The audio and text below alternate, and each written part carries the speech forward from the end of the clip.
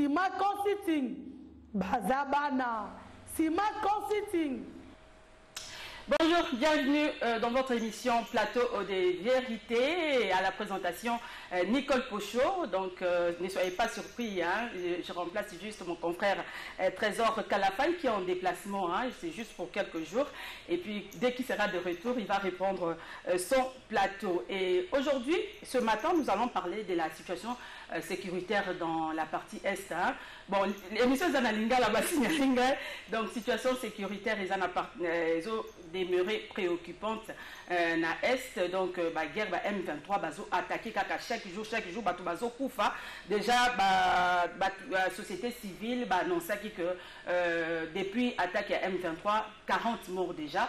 Donc, tous comprendre tes situations d'Engenini, et ça s'améliorer, tes changements, malgré la négociation, il n'y a pas longtemps, tripartite et Salamaki, Angola, a joué qui médiation entre Rwanda, Nabiso RDC, mais boye fait des routes et bimaki, kuna Rwanda zoloba likamususu, biso pe na Congo tozoloba makamususu. Donc qui dit vrai, on ne sait pas. Tozo la Angola a précisé biso, bien que Mikolo est basé un peu na situation à Matanga boye président angolais, ancien président angolais à Koufaki. Donc peut-être juste après deuil na bango kuna bako préciser biso, bako biso juste qu'est-ce qui s'est passé bonabo. Et puis depuis Lilongwe, kuna nani président de l'Assemblée nationale azo séjourné kuna na Lilongwe na Malawi, Alobaki a interpellé, a indexé une fois de plus Rwanda qui est Bangonde Bazali à la base il y a agression au nous sotozo vivre na est il y a pays à Sengi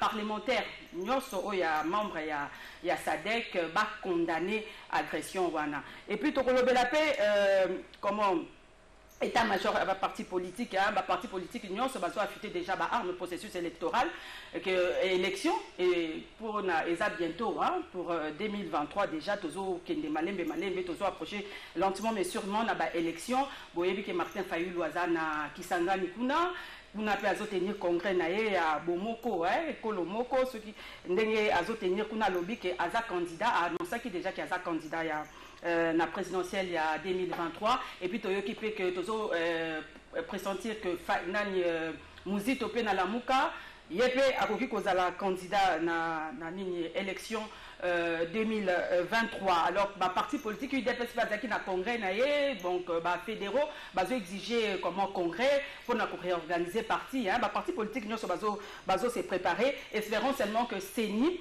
a réalisé promesse naé a organiser élection dans le délai constitutionnel. Donc voilà tokolobe la paix makambu ya nini justice Matata Boyebi azalaki convoqué na cour ya cassation mais ça a été reporté tout simplement parce que interprète azalaki te ya sud-africain il fallait interpréter mais Matata yaki tout ça bolanda qui peut avocat naé je pense que bolanda qui avocat naé maître Onyemba ou alobaki ke baza sûr que Matata a salé le côté Bukangalonzo wana Matata za innocent to éviter ce que kosuka pe le quoi procès à 100 jours bato bazaki innocent on ne sait pas babimi les tombeaux vite que tout le monde est dehors bon on ne sait pas qui a détourné et quoi nanaï to ebi di sousouté.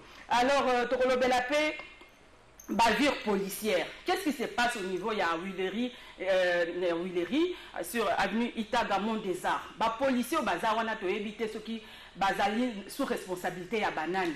Donc brutalité policier bazo donc brutaliser bato moto, ko brutaliser chauffeur bamsu bazo matana taxi na moto ko kanga donc brutalité on a tout le monde à côté et les gens appellent.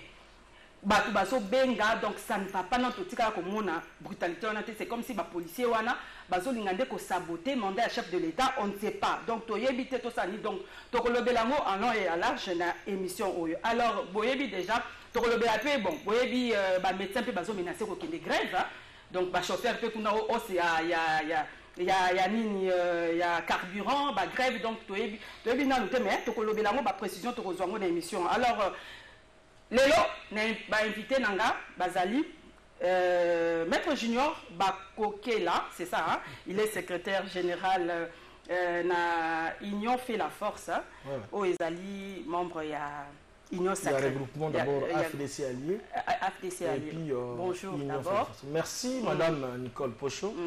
Et beaucoup plus Je suis flatté ce matin de nous avoir invités pour la causoire Kabola Makanisi na plateau à Lelo. Na pesi moto na ba membre na ba cadre appartient à biso Union fait la force. Ba Congolais nyonso d'abord comme Kobana na tata mokonzi mboka président Tshisekedi Chilombo dans regroupement na biso FDC allié également on a ba Congolais. Comment ça se passe là-bas FDC ça va? Oui, l'FDCA là union sacrée to qui monde ngo sali ceux qui bozo kanaté zani. C'est faux. C'est faux. Président Modeste Bahati a été toujours fidèle dans son engagement, respectueux, il y a parole naïe, d'autant plus que tu qui va tomber bazolo ba moi bilobal ba polémique parce que les gars c'est squeezer qui quoi quand qui va photo na compatriote non en fait les olobamana comme étant chrétien parce que maman cause la photo na moto pe oyebité na ezala ka même moi là la ko moto ko mona kenaza secrétaire général tikala kanga na photo. Est-ce qu'il avait besoin de se justifier, il a s'excuser comme ça? Comme étant une personne dans la bonne moralité parce que c'est l'institution et ça la qui tolère du Sénat. Non non, kuna kelaki pour notre président sénateur. Comme président, il y a un parti politique. Parce que la FDC a été invité là-bas à Genève. Et séance tenante, maman Mongoye Kosenga yeba kanga photo, c'est tout à fait normal. Parce une photo et recréer polémique pour éviter tout ça, tous ces tralala. Il va falloir à ça la communiquer, à ça la moi tweet pour que expliquer à Congolais que en tout cas la qualité d'un président FDC allié, président à Sénat, c'est tout à fait normal. Maman on a besoin sur les photos. C'est ça la polémique et donc c'est bon. La personne qui est dans débatteur on a la côté commoté yo nous en avons. Oui, nous Nicolas Lenga, azali secrétaire général adjoint et à Envol. Bonjour.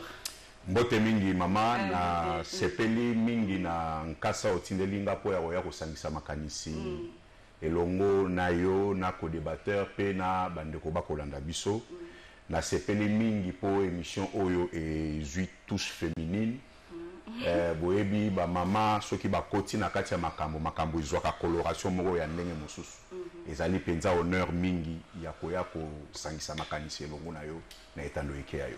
Merci beaucoup. Alors, avant de bande émission na biso, na ko senga na régie, va balancer biso élément moko. Il y a maman Adèle au hasard organisé le komoko ya munene ya prière pour na ko soutenir ba FRDC surtout que Kimia ezonga na partie est ya mboka na biso. To lande puis les forces armées de la République démocratique du Congo sont engagées au front dans l'est du pays contre les forces ennemies. Elles ont besoin du soutien tant matériel que spirituel. Sur ce deuxième volet, la ministre d'État en charge du portefeuille chrétienne, diagonesse, Mamaki Pendano, met à contribution sa foi chrétienne. Levez-vous, cette affaire vous concerne. Ne restez pas à la maison. Nous avons des compatriotes qui meurent, mais nous venons implorons la grâce de Dieu, de notre Seigneur Jésus, pour que la guerre cesse, pour que nous puissions remporter la victoire. Nous n'avons pas d'autre héritage que notre patrie, la RDC. Venez, intercédons ensemble. Elle s'est engagée à organiser une grande prière avec les hommes de Dieu des différentes confessions religieuses. Dans cette perspective, elle les a rencontrés pour des échanges relatifs à l'organisation. Nous allons prier ensemble. Et cette souffrance, nos compatriotes sont en train de subir, nous fait très mal. Je voudrais que ça s'arrête. Nous sommes certes en train de nous battre sur le terrain, mais nous avons besoin de l'appui de Dieu pour gagner cette guerre qui n'a que perdurer. L'Éternel n'utilise pas que les pasteurs, l'Éternel n'utilise pas que les prophètes, il utilise aussi les militaires. Et nous allons prier pour que l'Éternel les utilise, afin que la RDC vive en paix. Que les églises convergent pour une prière d'ensemble, en mode de jeûne et prière. Il s'agit ici de l'intérêt général de la nation et nous vous invitons à venir prier ensemble avec nous. Je voudrais inviter tous les salutistes. Notre pays est en danger et a besoin de notre soutien dans la prière pour la paix de ce pays et afin que ce côté de l'Est, pourquoi pas parler de tout notre pays, soit dans la quiétude. Convaincu que Dieu n'a pas changé, il est le même hier, aujourd'hui, éternellement. Ce Dieu qui a accompagné Israël dans le combat contre ceux qui ont occupé ces terres autrefois, la princesse Adel Kaïnda Maïna veut invoquer la grâce divine par une union de prières au stade de martyrs ce 17 juillet 2022 de 11h11 à 15h11 afin que les FARDC soient sous bonne disposition et qu'elles réussissent à imposer la paix dont notre peuple a grandement besoin, sans laquelle aucun développement n'est envisageable. Toute la population quinoise est conviée à prendre part à cette grande manifestation. Bon, wana boti kolanda, maman Adel Kalinda, Azam ministre à portefeuille, a organisé dimanche, en tout cas matinée, il y a prière pour soutenir FRDC côté Kambo Cannabis na maboko nzambe pour na kimia ezonga na est. Alors nako banda na junior bakotela. Oui, on a tozo banda na situation sécuritaire dans l'est, hein? Donc to kota po zape makamuka ya est. Et donc au moni wana bazo maman Adèle a organisé en sa qualité à servant de Dieu, diaconesse, maman Kipendano, intercesseuse, princesse Adèle Kaïnda Maïna, ministre d'État, ministre à portefeuille, a organisé une journée à jeûne et prière dimanche 17 juillet 2022 dans le stade de Martyrs. Pambate mboka na biso allait agresser moto moko aboa ko ni azate pays allait agresser na ba ennemi ya mboka na biso na yango a eu révélation à Saint-Esprit pour que dimanche to samedi là pona FARDC na biso pona mboka na biso RDC pe pona tata mokonzi mboka o azali commandant suprême Pambate mboka allait agresser mboka za menacer. Cette histoire est concernée non seulement l'union sacrée, mais également opposition, toutes catégories confondues. Les Congolais nyonso. Et donc, tout ça, les Congolais côté Bazouami, les Kinois d'une manière particulière. Et que tout coûte à dimanche, à partir de 8h déjà, stade de Kozala Polele. J'ai ma prière dans Jeanne et Kobanda. Jeanne et Kobanda à partir à 0h déjà, bien sûr, à partir à 0h. Mais le samedi Kobanda à partir à 11h11, qui donne à 15h11. Donc, dans le stade de Martyrs, tout le monde a la bisobance. Tout le monde est au stade de Wanameke. Il allait à 120 000 places, 120 000 places dans ses renseignés. Et donc, les problèmes, il y a l'union sacrée, l'opposition, envolée, les Congolais, tout le monde, parce que les Cambo, ils ont concerné tous les Congolais.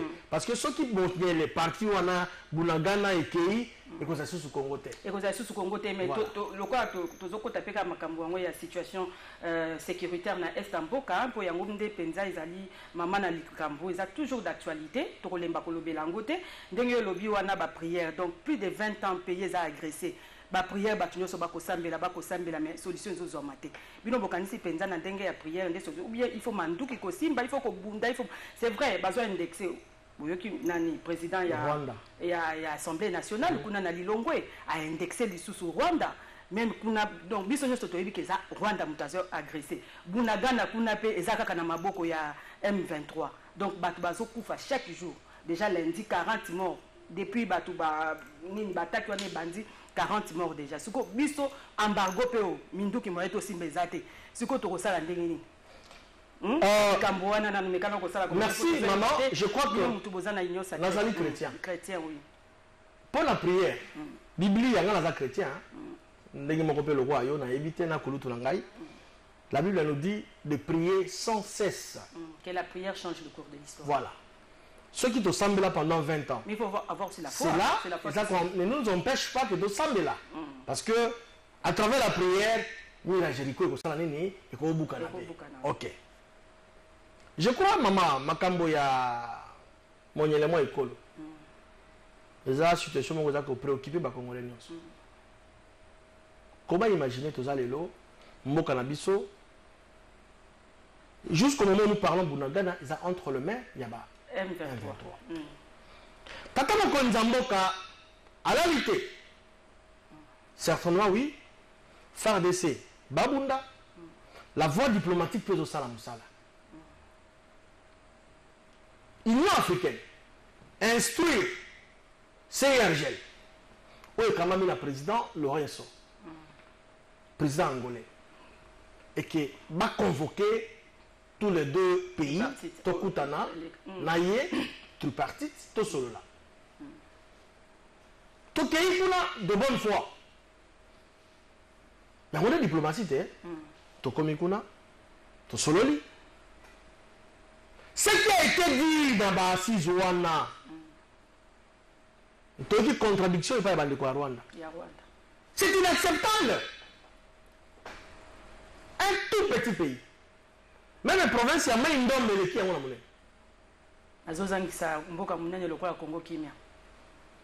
Au bon maman.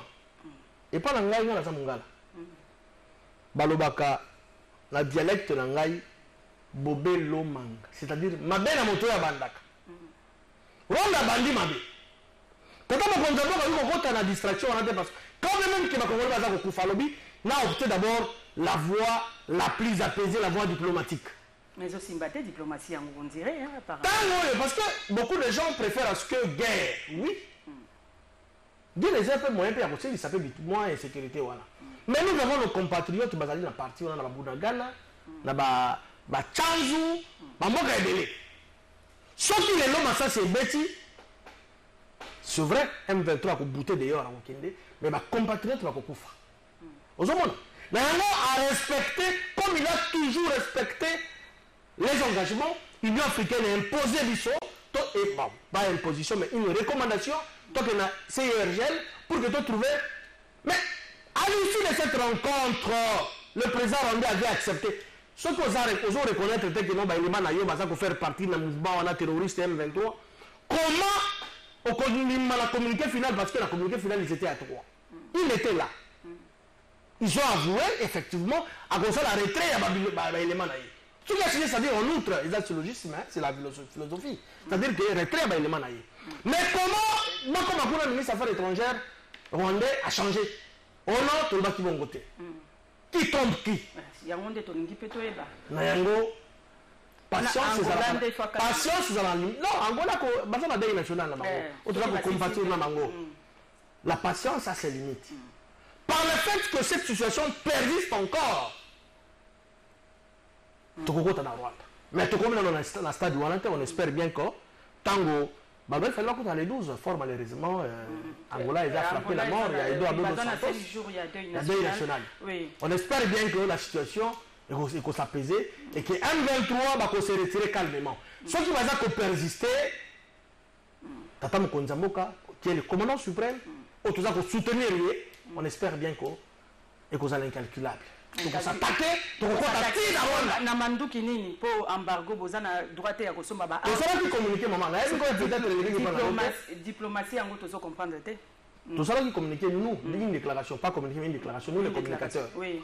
Nazali, premier vice-président, premier vice-coronateur, il y a un communicateur sacré. On avait même déploré cette complicité. Monisco Azaliao. Batoaza Kokufa, rôle d'Aïzalini. Nations Unies, Bayokani, France, États-Unis, un pays qui est agressé.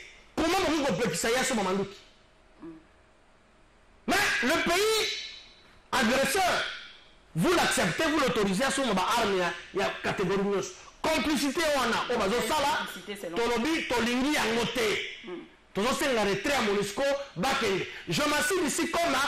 Communicateur et non sacré, premier vice-coronateur. Parce que les Alaki, une décision collégiale dans ma collègue d'Angaï. Donc, Monisco va kende pour. Va kende parce que Baza pour ça de l'autre côté. Alors, tu peux saluer Papa Nicolas Lenga. Yo moni ndenge ni pour la situation sécuritaire na est Yamboka. Ndenge tu kolobande kwa lobby que Monisco faut kende makambo zo simbate. Ce qui trop c'est trop, ce qui diplomatie zo simbate. Bakokota kaka, tokota kaka na Rwanda kuna to bunda. Yambo, tango toko solola makambo etali bonsomi ya Congo esengeli to solola kayango na limemi ya mingi po tomemi ya bakongomani bakolanda biso tomimemi ya pe biso moko tomemi ya ekolo ndeko ya Union Sacrée alobi makambo ebele awa ezali makambo ezali ya kotengama par devoir d'honnêteté esengeli na recadrer un certain nombre de choses.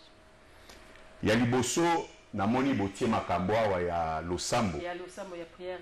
bongo ya kobenga bakongomani nyonso baya losambo wana tozala sérieux mboka na biso ezali eta moko laïque sika yebisanga bato oyo basambelaka na bangunza bakokenda kosambela nani na stade bazalaki protéger nga madame soki nakoloba moto akatana osolo bato oyo basambelaka na bangunza bakokenda kosambela nani Yesu Kristo bongo ba musulmani bakoya kosambela nani te soki bazali na posa ya plein po balobaka événement esimbi basalaka lolenge bamesana kosala uta bazalaka pembeni ya Kabila te bakomi pembeni ya président Félix basomba kaka bato ndenge basombaka po ya kotondisa stade baya kobuba bato te ezali likambo te losambo ya likambo ya bino nde bosali yango kasi makambo ya est etali kongomani nyonso basala raccordement frauduleux wana te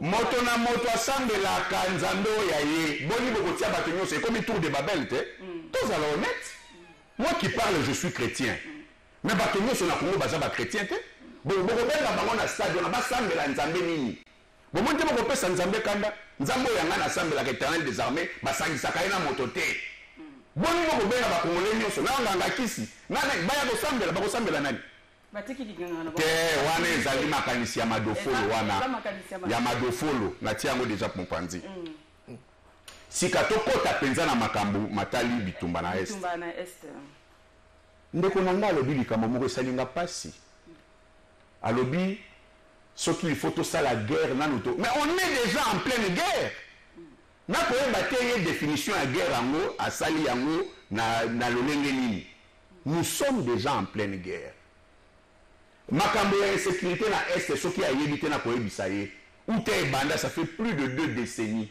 et ça a causé plus de 8 millions de morts dans ce pays donc toza en guerre de façon constante na munguna na biso agresseur Rwanda wa retirer ba ficelle sikoyo eloko sengeli ko dénoncer d'abord ezalaki politique ya autruche ya gouvernement na biso mampinga baza na front balobi M23 oyo Rwanda mute ko soutenir bango Kinshasa baboyi bawangani te toyebite soki bakobanga soki ezali likambo nini toyebite bawangani te mampinga balobi lokola bokondima te bakangi 2 soldats rwandais au front au Congo bamemi bango balobi preuve yango oyo eloko nini gouvernement biso esali tata mokonzi ya ekolo alibere bango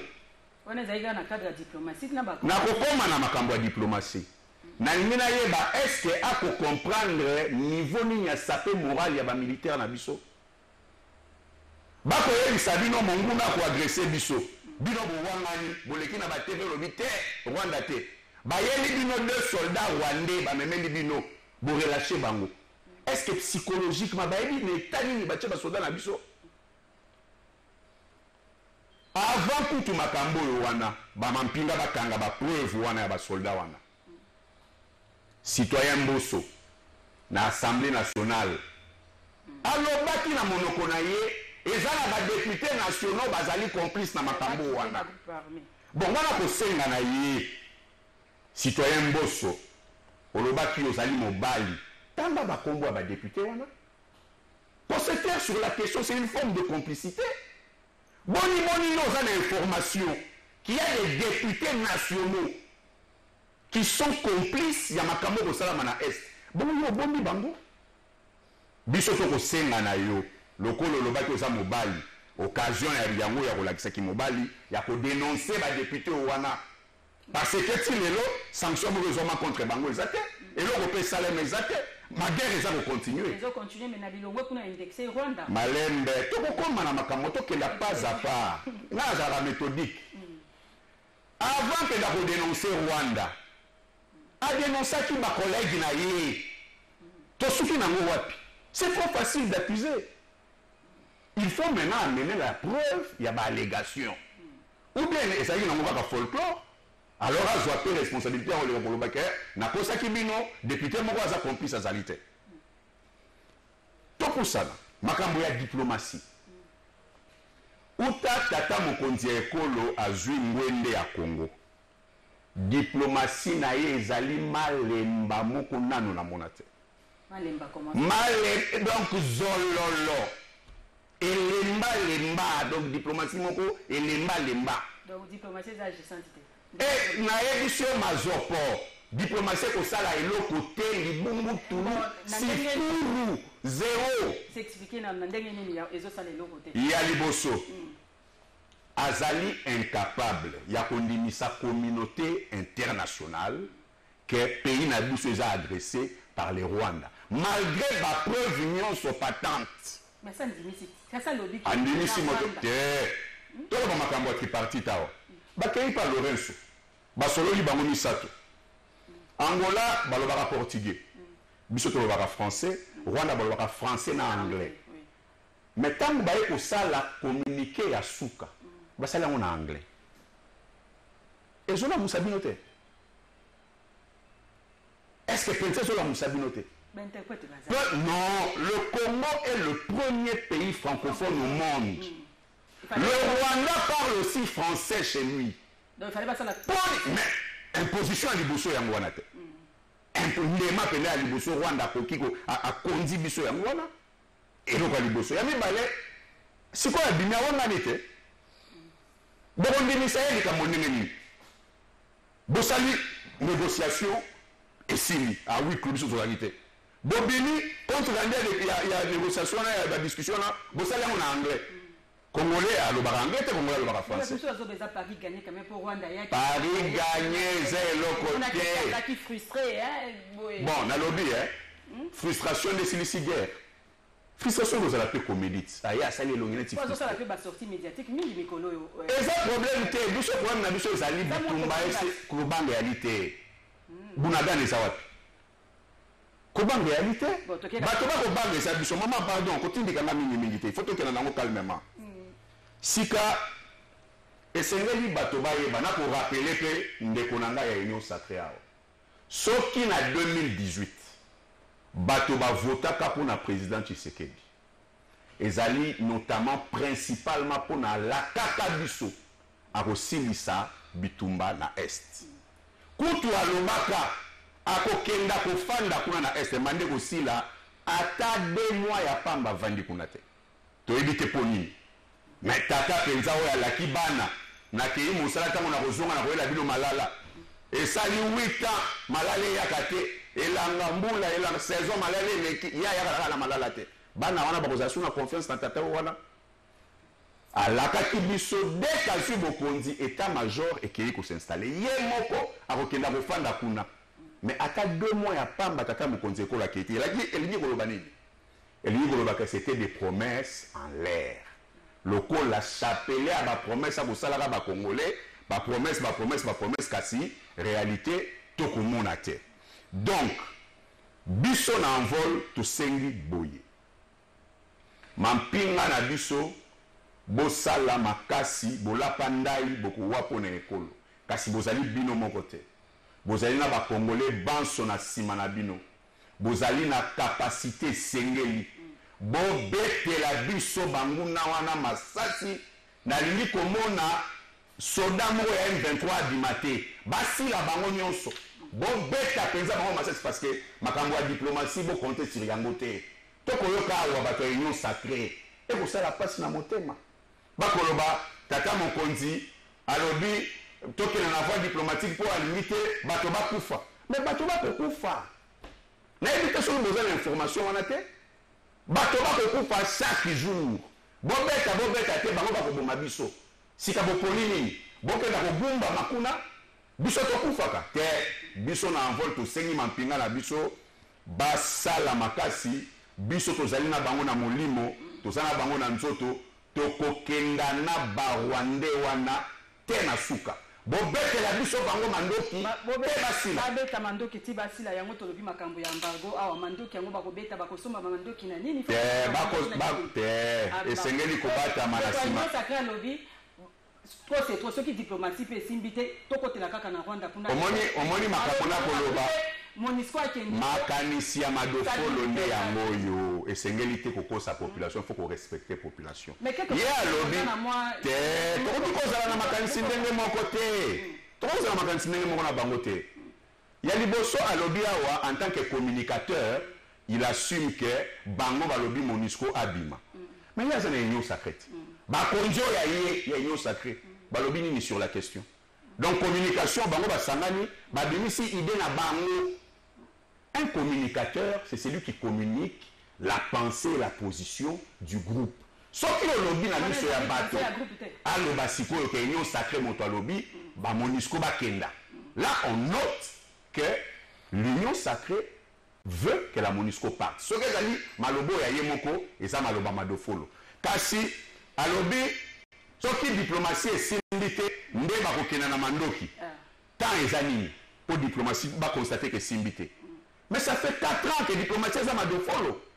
Soki baza penza mibali bayebisa biso na moi par exemple ya août soki tosilisi guerre oyo na diplomatie te toujours option militaire à 100%.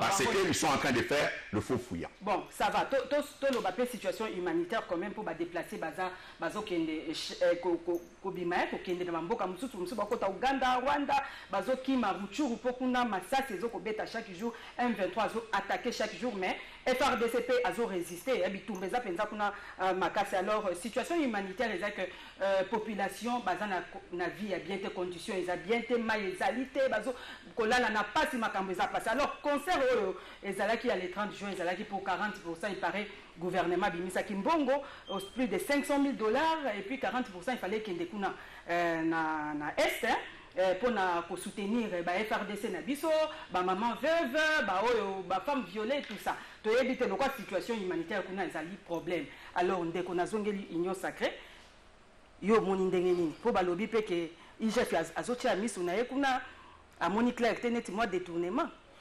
Merci maman Nicole. 40% c'est qui toté to éviter. Matondo mingi maman Nicole, il va falloir na ramasser un tout petit peu.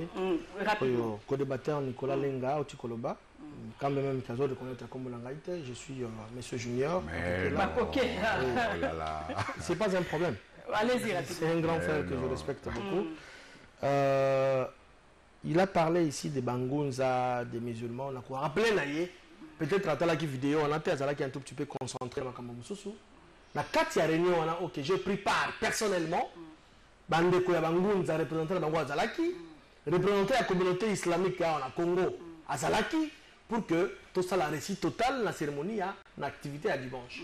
Donc to exclure moto mon côté bangunza bazalaki ba musulman bazalaki to kota na situation humanitaire te mama makambo ebele alobia wa et sali ceux qui 8 ans ceux qui papa promettait qui bana mala il y a 8 ans j'ai écrit j'ai noté TV ça radio awana ezaki exemple à non non s'il te plaît maman comment tu allez-y comment tu l'as été est-ce que papa le bonjambo va sali 8 ans à sali 8 ans de bona mona ki neta pas ki exemple neti papa sali ezalaki exemple était alobi allez-y alobaki te ezan ndakisa c'est ça les gens ndakisa non il y a le que non, papa promet très bien à 8 ans, tout ça. Le chef de l'État n'a fait que 3 ans et quelques mois. Et que n'a pas rappelé n'a pas eu malam. N'a armé la mission infiltration qui a outrance. Vous imaginez que M23 et Botami à l'issue il y a accord, soit consentement à régime passé, le 23 mars 2009. Oyo contenu accord on est là que tout RDC to reconnaître ba Rwanda ba son société congolaise. Ba postuler dans l'instance nyonso même la fonction la plus haute en Mboka, c'est-à-dire la présidence de la République. Est-ce qu'en ce moment la Félix Zalaki n'a pouvoir? Fatia Zalaki n'a pouvoir te? Zalaki est en opposition à l'époque. Donc il y a un accord il y a 2012 si je ne m'abuse pas, le 11 mai dans le 18 mai, le 12 dans le 18 mai 2012. Et l'on dit que la frontière la biso 9 pays voisins ils ont sécurisé la Rwandais. Est-ce qu'en 2012 Félix Zalaki n'a pouvoir? Au-delà de ça, il y a encore le lobby que le ministre des Affaires étrangères congolais na Rwandais va pouvoir lobby enfin Rwanda base ceux qui va superviser ceux qui quelque chose comme ça, ceux qui sécurité, patrouille, quelque chose comme ça, la Mboka la biso. Maman, le pays a été vendu à l'époque. Mais tous les gens qui sont vraiment très profonds. Mais maintenant, il est là. Il demandait à un certain Chirombo Tshisekedi, Nzambe Tinda Yaya, pour qu'il a relevé des filles. Mais également, on a rappelé, peut-être dans la Toba, Nicolas Lenga, nous faisons partie surtout de l'Union sacrée.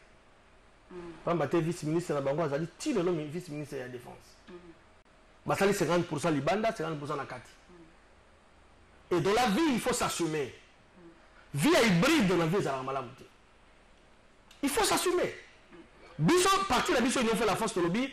Nous soutenons les chefs de l'État qui sont dans la carte de l'Union sacrée. Ils ont fait 50% dans Libanda, 50% dans la carte, ils posent l'information qu'ils sont Libanda. Ce n'est pas normal. Et c'est très dangereux en politique. Quoi encore? À lobby, communiquer les gars qui sont en anglais parce que Kagame s'imposa qui non. Nous, on a suivi notre président en République. Ils étaient à 3, Fachi a parlé en français. Fachi a parlé en lingala. Le président, notre président, Tshisekedi a parlé en français. Compte tenu, il y a communiqué final. Et ils ont relayé plutôt la ministre de l'Affaires étrangères, Bayamba qui est dans le Top Congo. Il extenso. Il a parlé de ce qui a été dit là, parce qu'il était même à participer dans les travaux préparatoires. Comment pour que la communiqué final. Ce qui rend dans ça là, semblant en sorte cette hypocrisie, ça n'engage que les Rwandais, mais on estime bien que la paix va revenir. C'est la diplomatie. Très important pour que les Congolais baillent. La question était sur situation humanitaire, ouais. Donc il faut qu'on soutenir, déplacer quand même. Pour ça vraiment c'est tout à fait normal. Oui. Il y a tout un ministère. IGF, mais pour la situation humanitaire, notre gouvernement a mis en place un ministère qui a chargé à affaires humanitaires et solidarité nationale. Et donc c'est une situation préoccupante. Nous demandons à ce que Batiaba moyen pour que Papa Nabiso, comment il s'appelle encore, président, il y a Télé 7, comment il s'appelle encore, Modeste Moutinga, pour venir en aide rapidement dans les Congolais, pas mater, baza souffrir, dans les moyens, banzala, tout ça. Déplacer, c'est pas normal. Gouvernement, je crois que nous avons un gouvernement responsable à retenir le compte Nayango, et je crois que la situation est complètement normale. Maman a dit Kamboya IGF. Ici, nous parlons Congo. Ici, il n'y a pas question que l'on a des fonds de ceux qui m'appellent Zalina, le bakénon, on a couvrir, là, le bakénon, les Zalaki, non. Si et seulement si, les fonds étaient décaissés pour ce que va soutenir concert et les musiciens qui ont basé la Congolais. Il y a une traçabilité. IGF à l'Andela, moi, on dit combien, et comment il va un ministre de la culture, parce que dépend de la ministre de la culture réelle. Oui. Il y a son tour maintenant, le ministre de la Culture, comme vous dit combien. En ce moment-là, tu connais que tel a détourné, tel n'a pas détourné. Pour la ministre on a la félicité dans la décision à IGF. Il faut qu'on ait de la municipalité où tu as là-bas impôt d'une manière indirecte ou directe, où tu as la mettre Nicolas Lenga, na yo maman. Ceux qui ont fait sucré na yo na terrasse, sans pourtant sentir le coup, on fout un impôt d'une manière indirecte. Et ça veut dire que si on contribuable congolais, nous payons, tout fout à la taxe, nous sommes impôt dans l'issue. Il faut même les là retracer. Est-ce que le gouvernement, il fallait le gouvernement à soutenir Bimisambongwana, pourquoi ne pas seulement continuer dans Bongwana Balamoko na Est? Non, peut-être, non. Il fallait qu'organiser un concert pour soutenir Bimisa 40. Il y a une différence, madame. Parce que l'organisation n'a pas décorer, monter le podium. Bon, c'est un problème d'abord, concert, on a eu 40% de recettes on est au côté c'est tout à fait normal, ça va compatriotes sont des Congolais. Au bas d'une initiative malade pour que Mbongo va communiquer à l'issue de l'Ecowana. Le producteur pas n'a pas il faut gagner Mbongo. On a dit de ton madame. Si tu es dans la 5 000 par personne. 5 000 par personne, donc 70 000 pour tout le monde qui peut tweeter un déco 7 kikuni. Ou c'est biso ba calcul. C'est faux, c'est un distrait, les gens ont la distraction. À que les moussa na ya couture, ya kotonga bilamba, côté ka bilamba, batika politique. Politique elingi était. En fait, tout le monde stade de sala qui plein. Bande qu'on a bonne volonté balobi. Façon la mission à soutenir FARDC, c'est-à-dire que tu as ta musique pour que moi récite de coco tu as soutenir FARDC. Mais le gouvernement a un appui à la compatriote, par exemple à Congolais, pour la installer, pour décorer, podium, ceci, cela. Mais par le fait que Baloga Mbongo n'est pas bruit. Comme créer un bruit, moi, à mon avis, il y a un problème. Alors, ça demande à ce que IGF a la traçabilité à Mongwana. Quand il y a ma sortie, et comment il y a un ministère, autant ministre à son tour après ce qui va avoir combien soit qui monte soit qui monte à l'État sans accord, sans autorisation préalable à détourner votre vie bengalaye.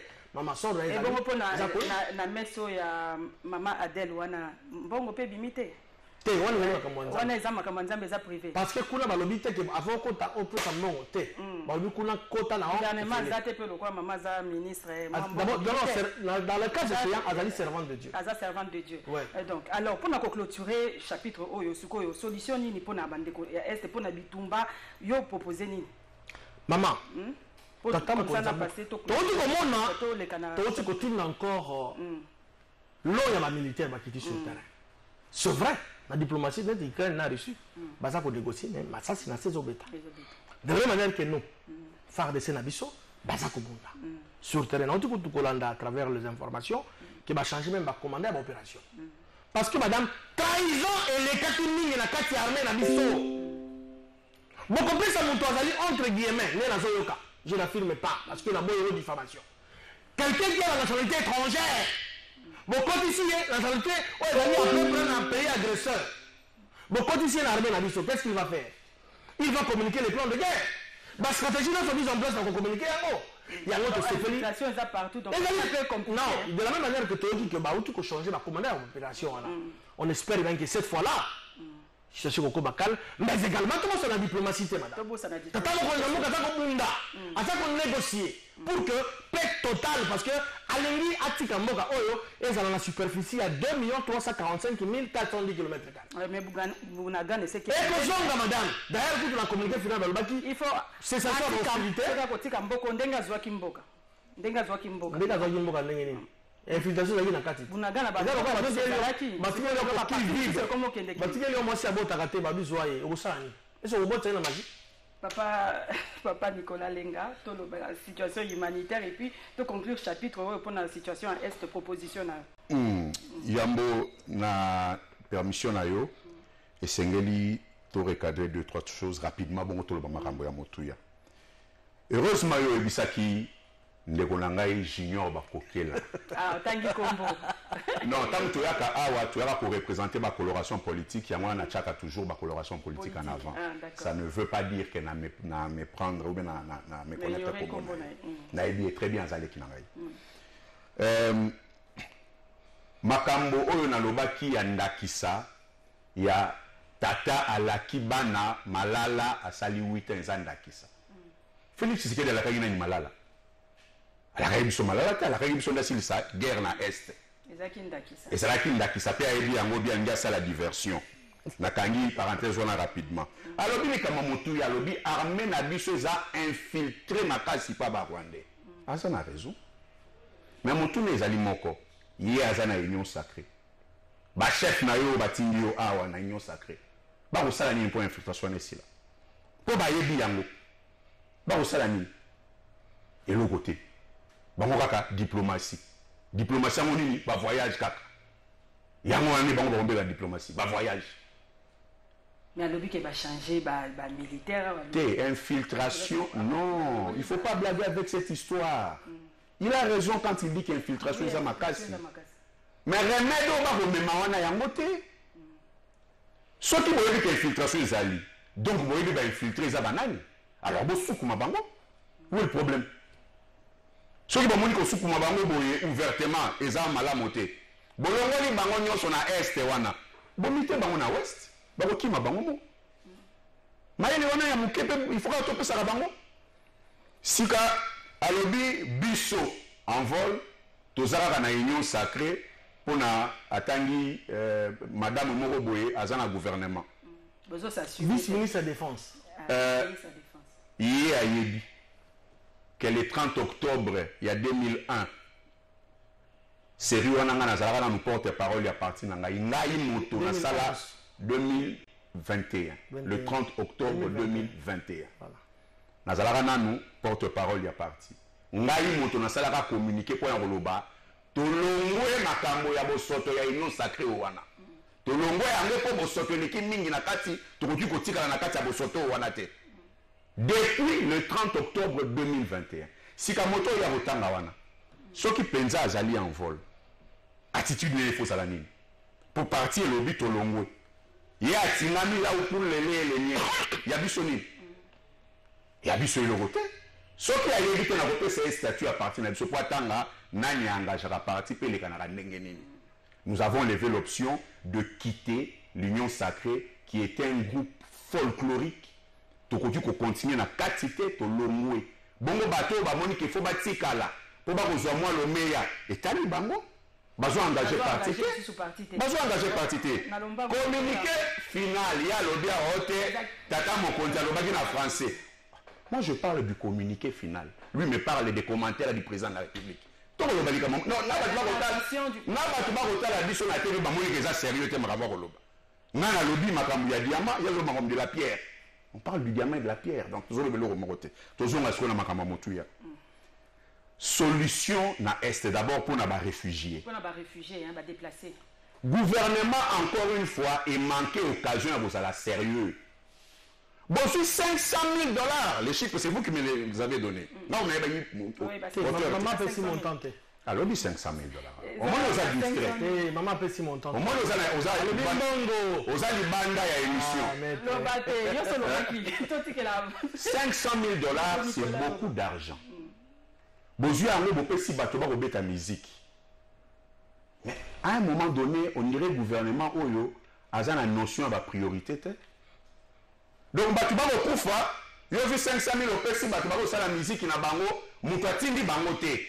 Producteur, mogo aya, le bien remettre sa bango, on a réveillé la nostalgie, etc. Et puis, la stratégie na bango, de façon unilatérale. Bah, lui, va recevoir moins pourcentage. 40%, moi, le chiffre, 40%. Précision. Là, vous avez le chiffre. Le moteur m'a chiffre, allez-y. 40% va repayer ça dans ma Camboya Est. D'abord, tout ça là sérieux. Tu regardes bandé que ça 40%. Qui va aller contrôler les recettes, hauteur nango, pour que tu aies ça 40%.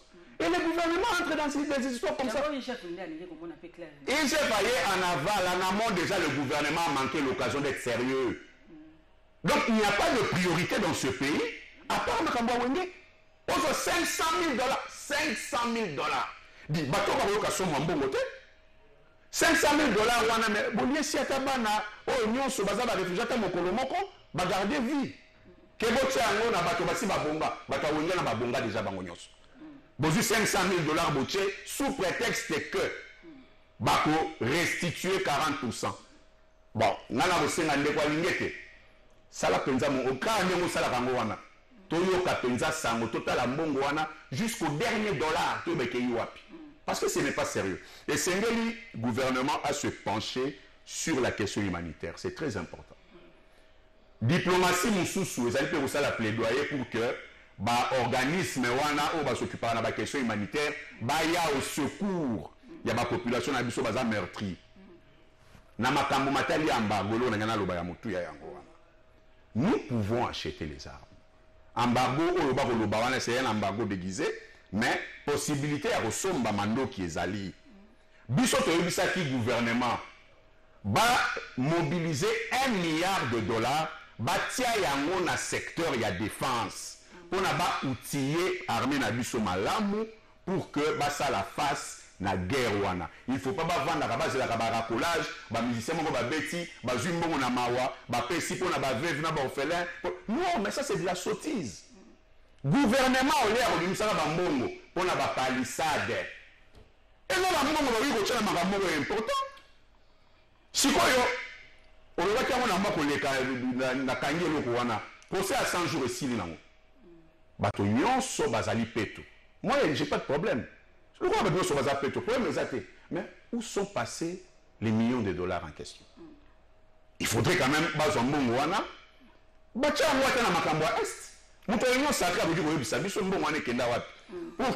que bon, tout le monde est innocent.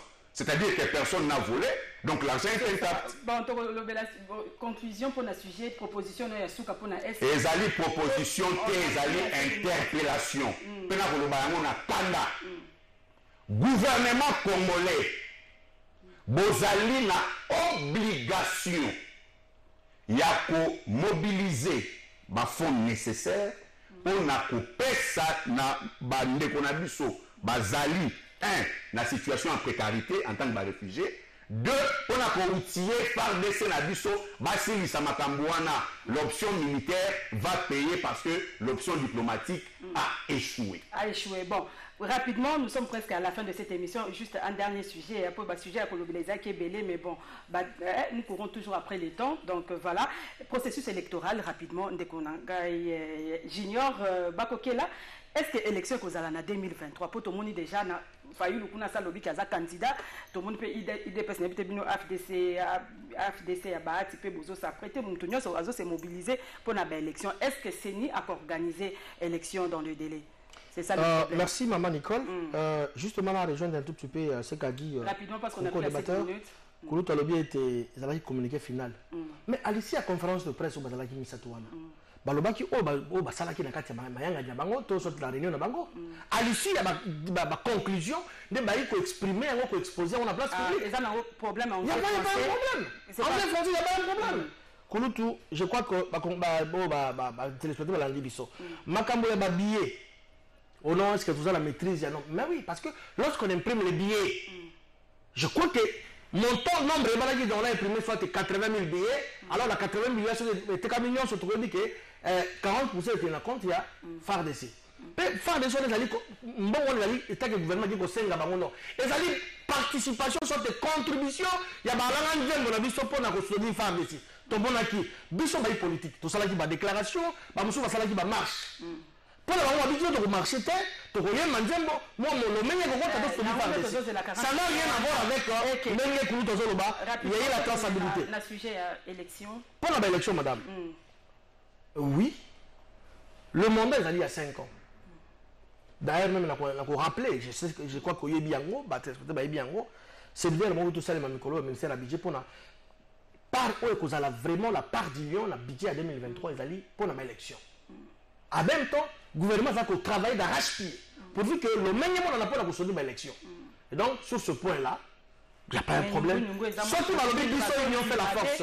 Surtout dans Saint-Louis, maman, qui toque l'élection, l'élo. Bisso UFF, nous sommes prêts pour les élections. D'autant plus que nous sommes sérieusement préparés pour la élection. Union Sacrée Azali sérieusement préparée pour la élection. Peut-être en vol, nous avons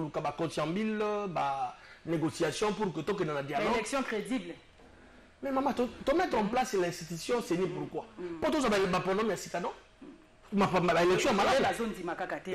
Parce qu'il n'y a pas seulement que l'Union Sacrée qui est là, il y a également l'opposition Bazali Nakati. Peut-être en vol Bazoua qui est délégué, mais je crois qu'il va partir au Bazali et moi, mon leader, tout ça, va PPRD, Bazali Nakati, va décider pour Bazali Nakati parce que le délégué, quand même, va contester ça, mais le monsieur demeure au moment où nous parlons, membre est décidé. Donc, on espère bien que le gouvernement va l'élection au sein de Banamon a temps réel et puis alors monsieur Nicolas Lenga élection en 2023 et Kozalato et Kozalate bon votre point de vue na wumeli mwanda mona mokilo ya se na lemo ba bonne année na selipe mo kamwa ebele kasi makambo ya kotanga na ba boule de cristal to ya ko deviner avenir na na koki ko sala yango te pona ko yanola ke élection Kozalato et Kozalate wana za na kati ya babungisi ya nzambe kasi na lolenge makambo kokendela est-ce que maponami kozala maponami ya malamu na 2023 motuna ya motu ya yango wana